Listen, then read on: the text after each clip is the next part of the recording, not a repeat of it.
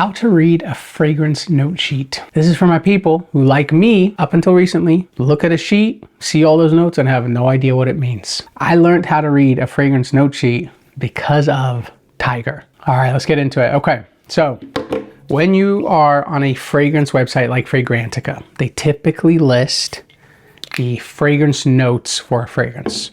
And usually it goes top, middle, base notes, okay? Easiest way to wrap your head around this is think of the top as number 1, middle number 2, base number 3. Think of it as like the life stages throughout its fragrance. Top being the first part, middle an hour to 3 hours, base note 3 hours to skin scent longevity period, okay? The top note is the first thing you're typically gonna smell. Top 1, number 1, top. So for Tiger, at the top notes, cypress, saffron, cardamom, bergamot, grapefruit, rooibos tea. Rooibos tea is in that top note, which means you're gonna smell it in that first layer of sniffs at the opening. Then we move down to middle notes. This is telling us, this is what you're gonna smell second. So this is telling us in the middle notes for Tiger, you're gonna smell rose, nutmeg, jasmine. And that's very true.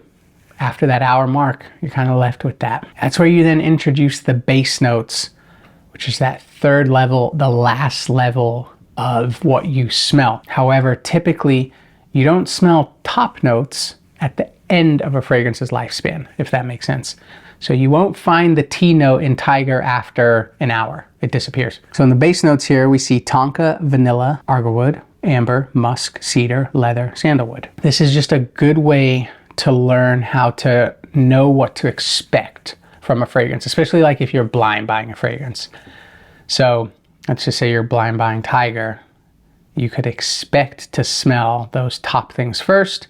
And then after like 3 hours, you're left with kind of just a woody, vanilla, leathery, sweet scent. I hope this helps. It's helped me a lot since learning how this all works.